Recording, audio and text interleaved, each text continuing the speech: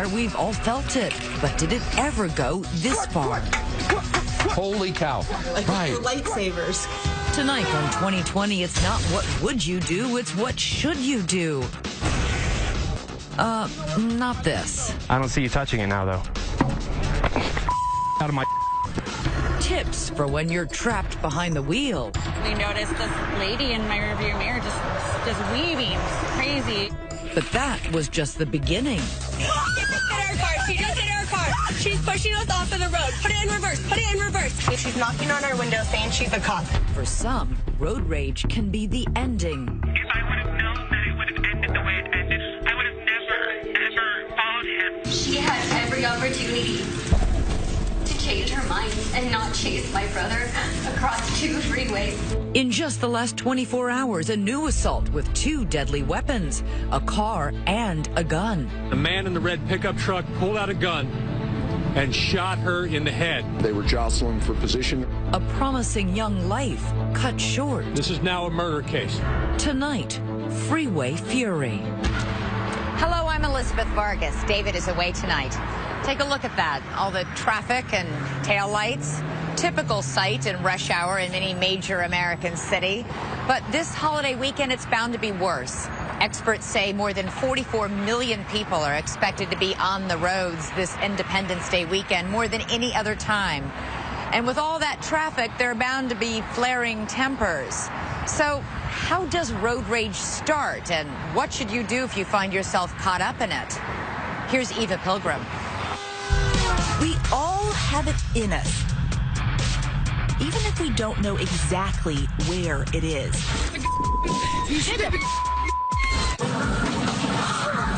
A limit, a breaking point, a dark place where civilization ends and animal instinct takes over. And there may be no faster way to get there than right here on the roadways of America at the intersection of velocity and violence.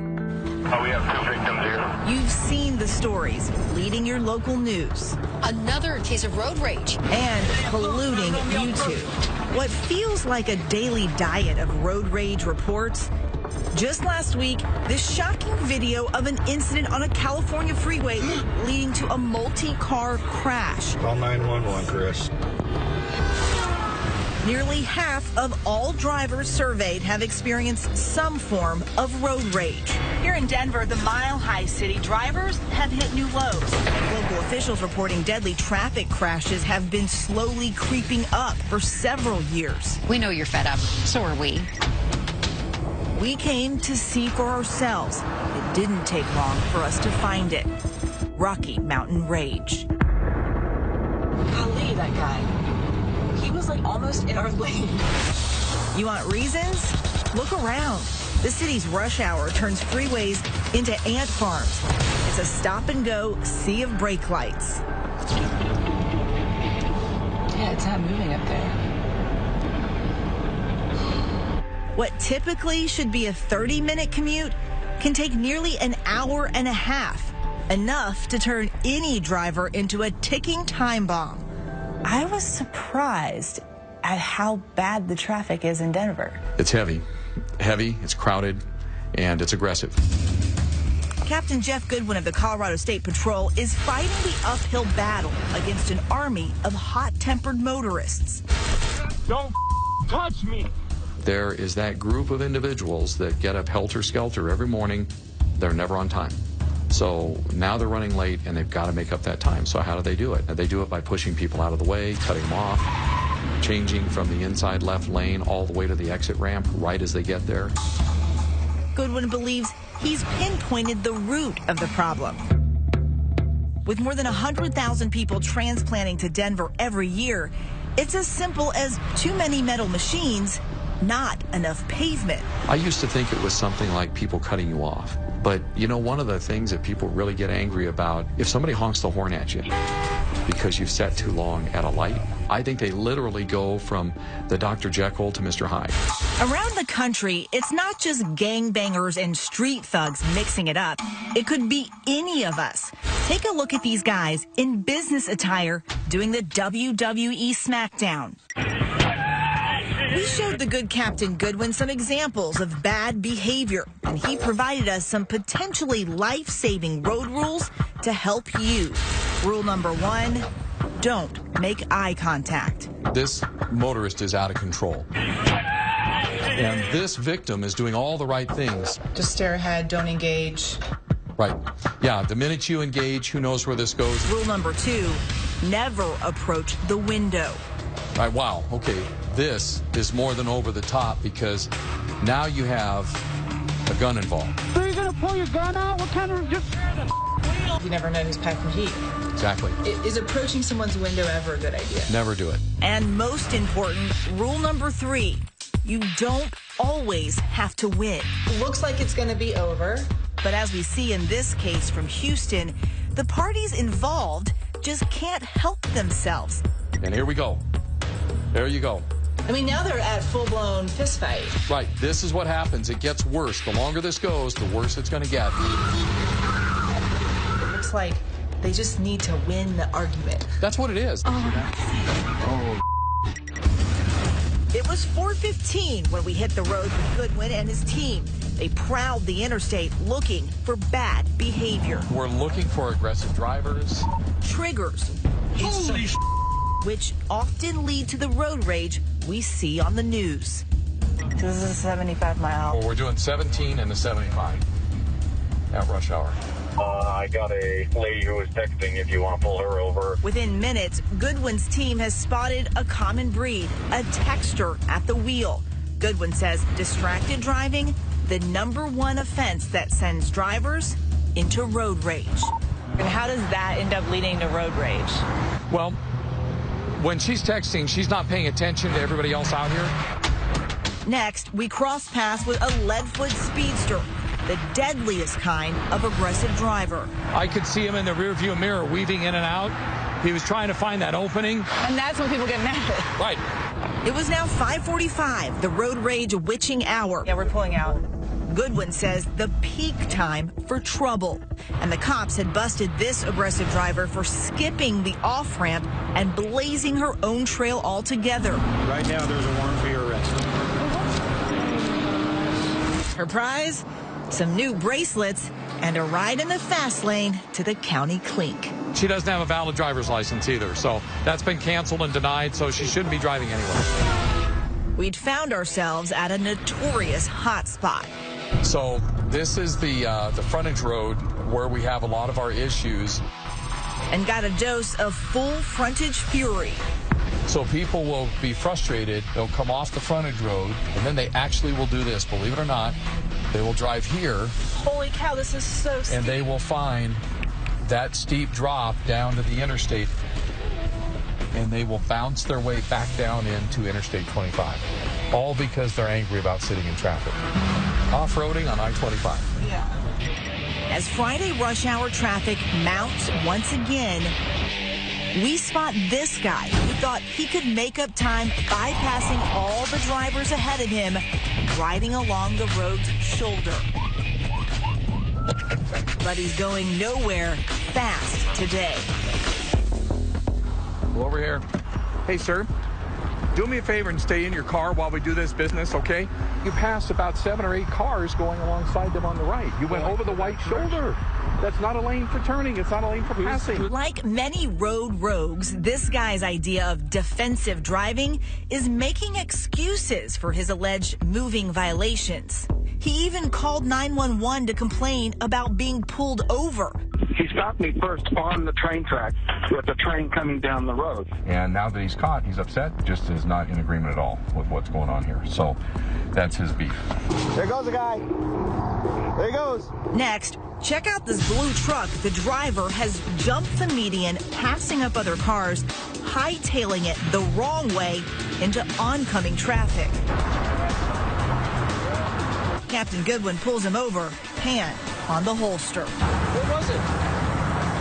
You might get this car. I haven't seen anybody drive that aggressively in years. He's doing about 90 miles an hour. He damn near hit several cars back there. I charged him with reckless driving. He just didn't plan on having any law enforcement around to stop him today. You don't think it's just a Y chromosome thing? You see a lot of aggressive driving from both sexes. Everybody drives crazy. Yeah, it's... When we come back, we'll prove it to you. Dude, she's gonna hit me. Yes. She just hit our car. She just hit our car. A wild woman at the wheel. We'd go around and then she'd speed up, so we're kind of like, all right, We couldn't get away from her. And two damsels in distress trying to rescue themselves. Highway horror show when Freeway Fury.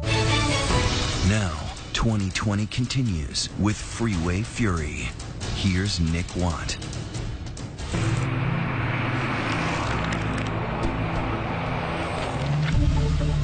Two young women out on the open California highway. So you've been friends how long? About a year. We had boyfriends that were friends, and then we Okay. kicked them to the curb, and then we stayed friends. Okay. We knew what was good for us. Carefree, on their way for a fun weekend in Reno. Cell service is fading, the road is getting quiet, and lurking far behind in their rear view, a truck driving fast, aggressive, right towards them. Sounds like the open to a slasher flick, but this tale is as dark and real as a hot coat of tar across I-80. You're about to see it play out in real time. Meet Vanessa and Delaney. Vanessa, a student and waitress. Delaney, a former Miss California contestant, now also a waitress. The duo just looking to let off some service industry steam. Looking forward to us drinking and not serving drinks. We weren't in a bad mood. We were by no means in a hurry. That wasn't us that day. I jumped in Vanessa's car and we headed north to unspool the rest of our tale. We saw her in the rearview mirror cutting between cars. I would say that was trouble, but I didn't think we personally were in trouble. Then Delaney broke a cardinal rule of road rage prevention, flipping the bird. At what point did you flip her the bird? After it had been going on for, I'd say, a good 10 minutes. In life in general, are you like a flipping off type of person? No, I'm normally really calm. Did you want to strangle me? I'm guilty of that too, and flipping off drivers, but you would never expect it to escalate the way that it did, you know? Actually, experts say that's exactly what you can expect. You never know who you're flipping off and where their head is at. When you add a little finger into that, maybe the one finger salute, that creates crazy in a heartbeat. Whether it was Delaney's salty salute or not, the truck inexplicably began to try and push Vanessa off the road. That's when Delaney starts filming her homemade horror flick. Like, I almost want to stop and pull over at an exit. No, because then she'll get out of the car. Dude, I don't know what to do. She's in the slow lane next to me and just starts pushing me, like coming into my lane and pushing me into the shoulder of the fast lane to the point where I have nowhere else to go and I have to come to a complete stop in the middle of the highway. Delaney calls 911, but reception is bad. Finally, Summer Barton answers their lifeline. Do you remember what you thought when Delaney first called in? Okay, this one's real. Like, this is serious. Just drive. Just keep driving. Dude. I know. Just keep driving as well as you can. You're fine. I promise. Hi, we have a really bad emergency on Highway 9 or Highway 80. We have a vehicle that has been following us, telling us that she's a cop and keeps trying to tell us to pull over, and she's swerving us off the road. She keeps trying to hit us off the road. I'm freaking out. Dude, she's gonna hit me. Yes. She just hit our car. She just hit our car. She's pushing us off of the road. Yes, she's pushing us off the road. She's coming for us. Put it in reverse. Put it in reverse, Vanessa. Put it in reverse. Suddenly, this woman jumps out of the truck and runs to Delaney's window. She's in a Explorer. It's a Ford Explorer. It's a sport track. It's silver. She's saying that she's a cop. She's knocking on our window saying she's a cop. Go ahead and go. Go. Summer listens in, reminding Delaney of that crucial rule, avoid eye contact. It's scary when you hear what's going on. The hardest thing was looking straight forward, talking to the 911 operator, saying she's pounding on my window and I don't know what to do. And we both said later, like, what if she had a gun? Turns out the California woman with this Richter scale rage issue was a Deirdre Orozco. That badge from her job at a senior living facility. The closest thing Orozco ever came to being in law enforcement, she was once a bail bond agent. And I'll bet you a new set of rims, you won't guess where she just come from. She'd literally just been out of jail for hours before attacking us. Yep, this home movie is actually a sequel. 4 days earlier, Orozco had crossed paths with this guy, Dane Larson. Happened in Sacramento at this very intersection. And then I'm just sitting there, and that's when I hear it, and she's coming up, blaring her horn. She comes up behind. the horn blaring, and just hits you back. He was like trying to push me out of the way. It's like that. Exactly. Roscoe ended up parked on the lawn of a house a mile or two away. And she was going crazy. Now she's been released on bail and back on the attack, hauling a wide load of anger management issues in that 2-ton truck. Dude, she's so crazy. She hit us.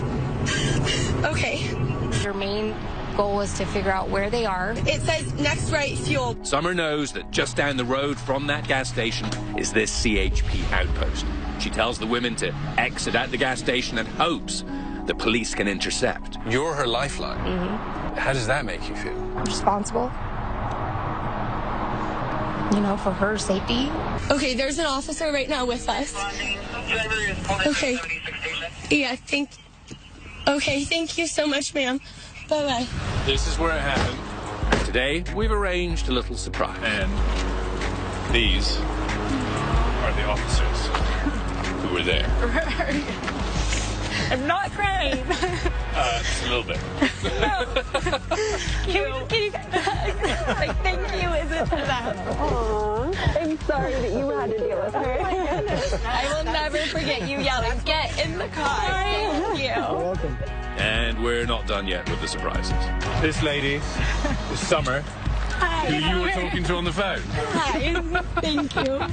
Deirdre Roscoe was arrested there, and then here she is in court ready for some more demolition derby. Did she go easily? I wouldn't say that.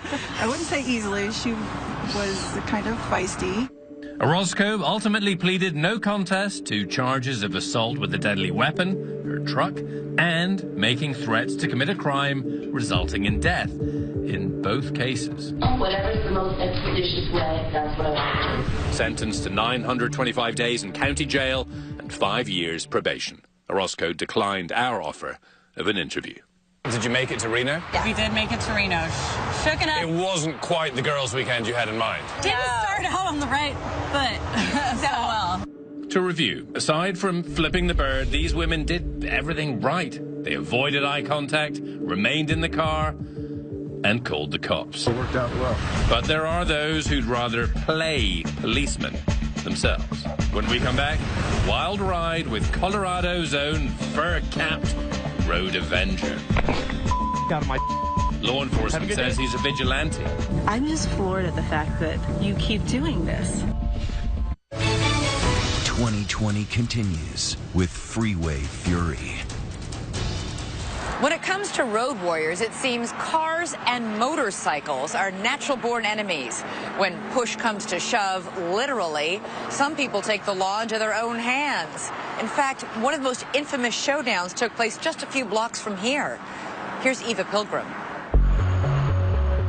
Most motorcycle versus car clashes start when, in the biker's mind at least, the bigger vehicle doesn't demonstrate due respect. You see right there, he actually taps a biker who appears to have brake checked him a little bit. This notorious 2013 scene on New York's Henry Hudson Parkway was no exception. You can see it. He stopped. The car's over here. All of these bikes around it. He's trying to get through, and he pushes. You see him. The driver of this SUV fleeing, he says, out of fear, running over a biker, leading to this chaotic chase. I mean, that's the worst case scenario. You act out, you're in fear of your life, you're going to get the heck out of there, but then they're going to get you. And so this gang mentality develops amongst all these bikers, and you clearly see they're going to get you. He's got his wife and his baby inside. Unbelievable.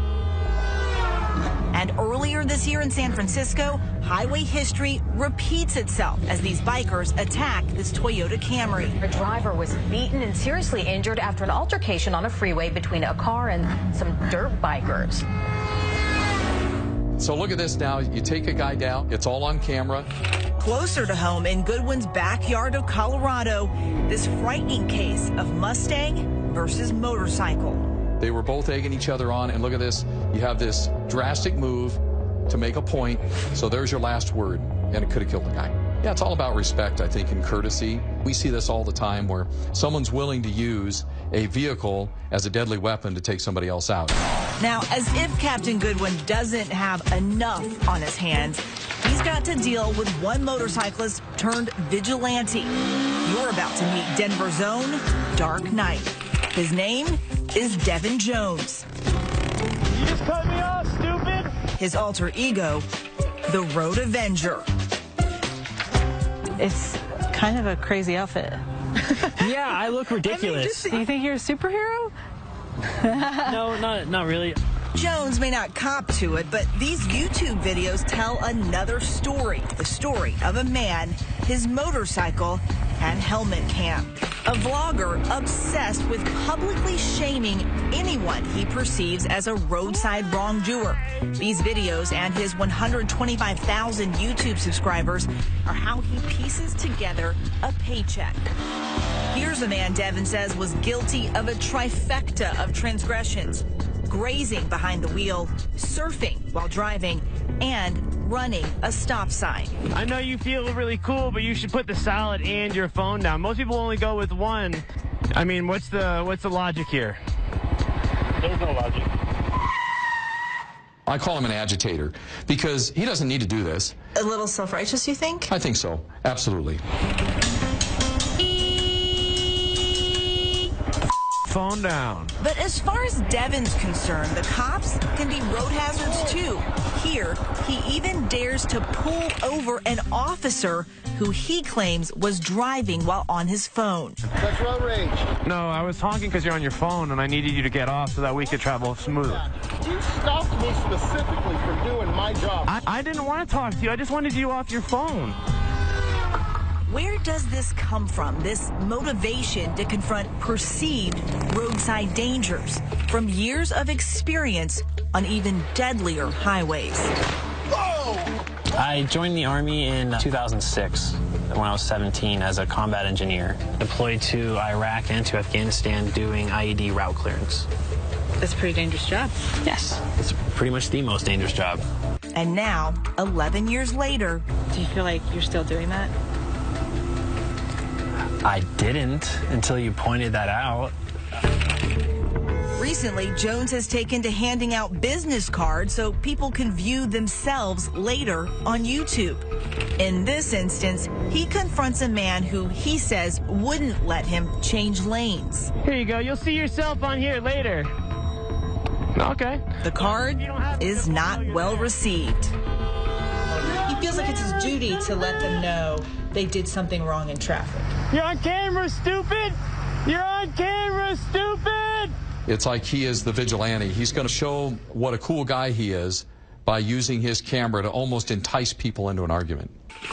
This woman is even more furious after this dispute about access to this road. She takes a swipe at Devin's camera. There are probably people, when they see the story at home, they're like, he is crazy. Why would he keep going up to these people knowing that the response could be bad? I probably would feel ashamed of myself if I didn't. I can't avoid somebody becoming rageful or enraged. But Devin isn't always the hero on his hero cam. When you walk past this spot, though, do you always look over and go, that's where it happened? Yeah, every time I walk past this, I do look at the spot and then think about it. It is the incident that first brought him viral infamy with more than 7 million views. What were you doing? What was going on? I was on a street next to a park kind of like this one, and then out of nowhere a car decided to blast around me, and what seems like a really dangerous way to pass somebody in a residential area. So Jones goes on the pursuit. The ultimate no-no, according to Captain Goodwin. Don't be the cops. So my first question is, Eva, why? Why was that important? It's not. How you doing? How you doing? I'm pretty good. What's up with you? Yeah, you seem to be in quite the hurry. Yeah. Why are you driving like that? That may sound like an innocent question, but no one is innocent here. And now you have somebody who's agitated. There you go. He's a man. He's a big girl. If there's an inner voice calling for restraint, Devin ignores it. Do not touch my stuff one more time, because I'm going to defend my property. What? Like a... I don't see you touching it now, though. What's up? Out of my face. I get a feeling that the motorcycle rider felt like this was completely justified And I'm telling you right now, it's not, people. This isn't justification. This is our job. How do you feel about that video? I think it ended terribly. It's a source of shame for myself. Yeah, you seem to be in quite the hurry. Why not just blow him off and don't confront him? There you go. There was obviously some sort of primitive something going on in my mind. Come on. I thought you were a big tough guy. You drive like a big tough girl. You don't even watch it, do you? I'm stupid. You drive? It's just like two morons grunting at each other. I'm in my parking space. But after all that macho chest beating, both men refuse to press charges. What have you learned? Have you learned anything? I've learned that I'm not as in control of myself as I once thought I was. I need to think about what I'm doing a few more times before I do it. Would you do it again like that? I don't know. A disturbing thought. The righteous ragers are out there tonight. And when we come back, blind rage turns to roadside homicide. If I would have known that it would have ended the way it ended, I would have never, ever followed him. Stay with us.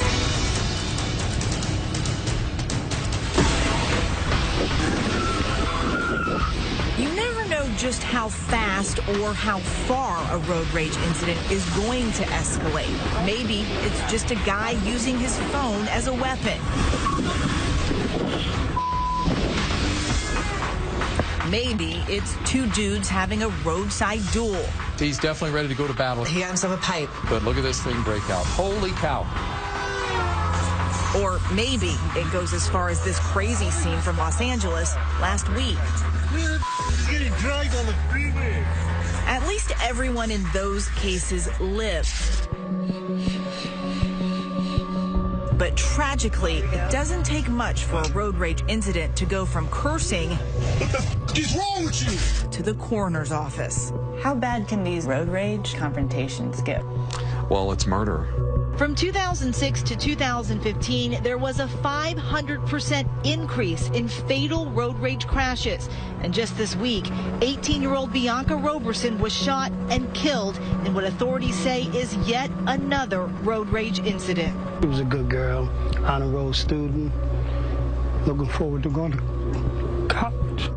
And a man in the red pickup truck pulled out a gun and shot her in the head, killing her. Tonight, that suspected shooter is still at large. While in Southern California, another road rage killer is behind bars, wrestling with her regret. If I would have known that it would have ended the way it ended, I would have never, ever followed him. Earlier this year, Darla Jackson, a 27-year-old mother with no prior arrest, was sentenced to 6 years in prison after pleading guilty to the voluntary manslaughter of Navy officer Zach Bube. I'm going to I'm going to commit you to the Department of Corrections, Ms. Jackson, for the middle term of 6 years for the reasons I stated. The encounter between the two escalated when Bube drove up alongside her on his red motorcycle and kicked the side of her car, leaving a dent and a shoe print. She couldn't believe that he had done it, decided to follow him to get the license plate. Once again, the decision to pursue would end badly. Another motorist captured a few seconds of Jackson's high-speed chase on video, and shortly after this clip cut off, disaster struck. What happens is he slows down. The driver doesn't react fast enough to that to gauge how much he's slowing down. So her nose of her car literally rolls up onto the back wheel of the motorcycle. These photos tell the rest of the tale. The two vehicles become one, skidding together for 315 feet before they became dislodged. Bube hit the ground, and Darla Jackson ran him over. She had every opportunity to change her mind and not chase my brother across 2 freeways. I let my pride get the best of me. I shouldn't have, been speeding. I shouldn't have, been negligent. The anguish she now feels apparent in her court appearances and in her interview with us. My daughter doesn't have her mother, not for a very long time. It turned out terribly for everyone involved. So I deeply regret what happened. That angry pursuit landed Darla Jackson in prison. In New Orleans, Another heated chase landed former Jets running back Joe McKnight in the morgue. We're going to move on now to that deadly road rage incident in Louisiana, where former NFL player Joe McKnight was killed during an argument. According to police, McKnight cut off this man, local IT technician Ronald Gasser. The two then got into a rolling argument, which lasted for miles. Still involved in verbal altercations, cutting in front of one another, zipping around vehicles, on and on and on. That's McKnight's silver Audi following Gasser's blue Infiniti. Minutes later, the cars come to a stop, but the argument continued at full speed. At some point, Mr. McKnight exits his car and goes to Mr. Gasser's car. There continues to be a verbal altercation. During that verbal altercation, Mr. Gasser pulls his weapon from between his seat and the console and fires 3 shots at Joe McKnight, killing him. Did you ever think in a million years he would be the victim of road rage? No. We had to stop being in so much of a rush to get somewhere. Remarkably, police say it was shooter Ron Gasser's second road rage incident at almost that exact same location. Then this week, at the stoplight, he admits to shooting a man. Gasser has been charged with second-degree murder. But in Louisiana, a stand-your-ground state, he may yet walk free. Looking at justifiable homicide, if you are in your vehicle and someone attempts to enter it, I'm going to presume that for a second, he's justified in shooting him. Gasser has pled not guilty. The trial is scheduled to begin this August, but McKnight's mother has already rendered judgment on the road rage epidemic that claimed her son's life. Are we that angry? Is our nation that angry about things? We got to learn how to channel our energy into something more positive than what we're doing. We're not thinking clearly. Coming up, the Denver cops in a call to action. How you can help them stop the madness. When we come back. The Pilgrim.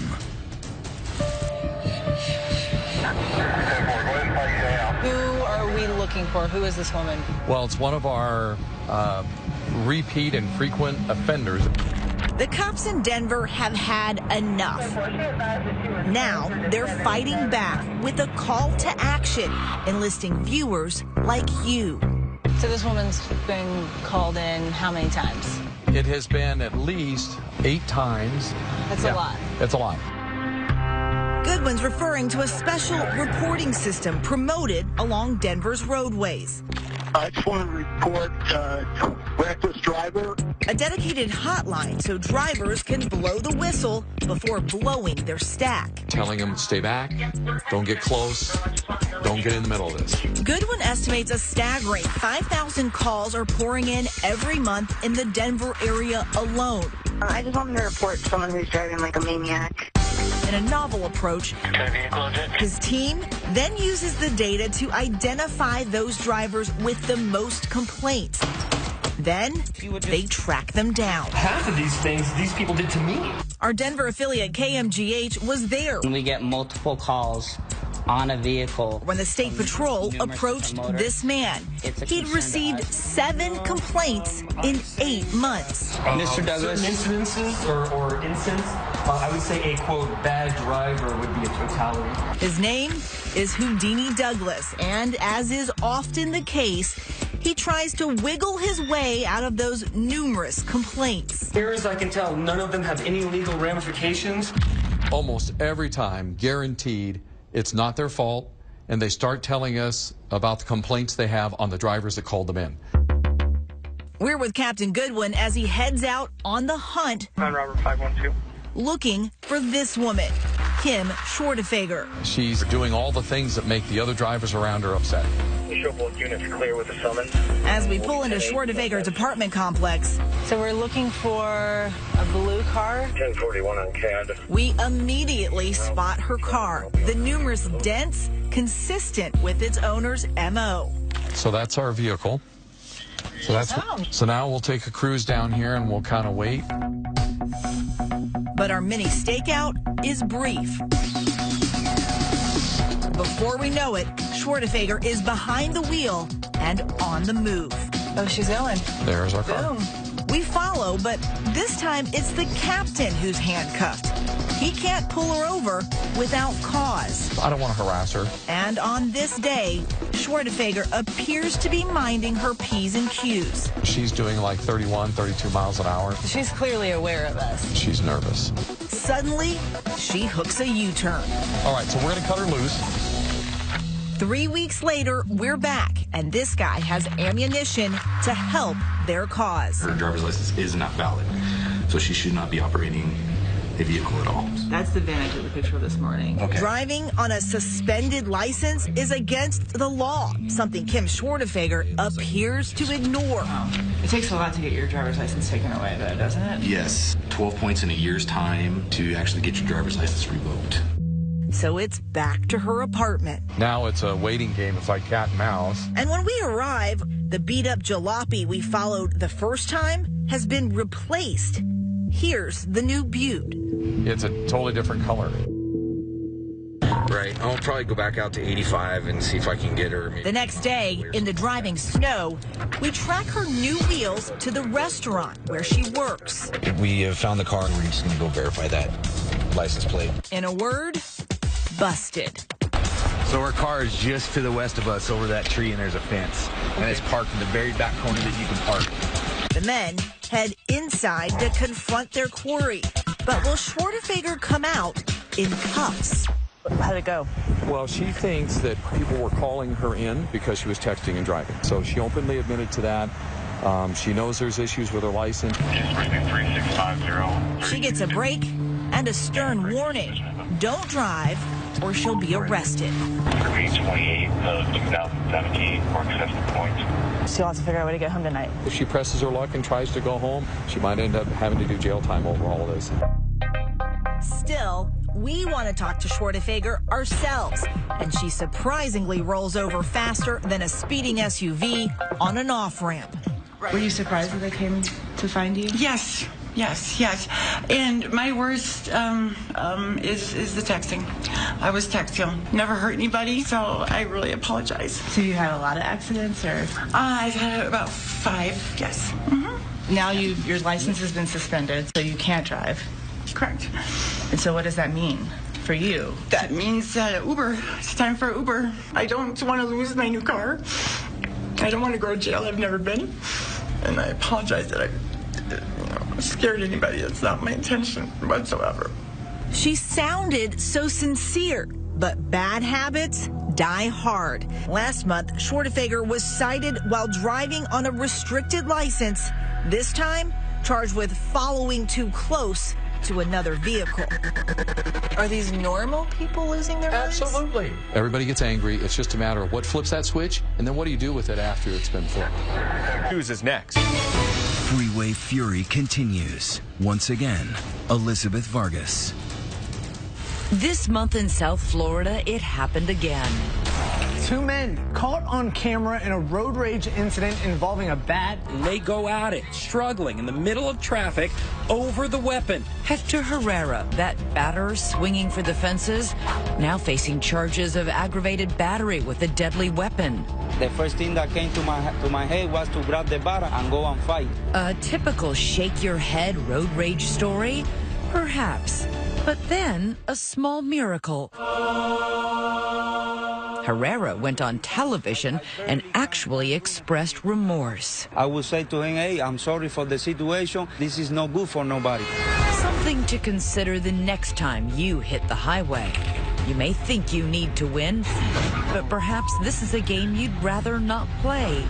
You may think your enemy is in the next lane. You just cut me off, stupid! But perhaps he's in your own head. You may think you thrive on drive.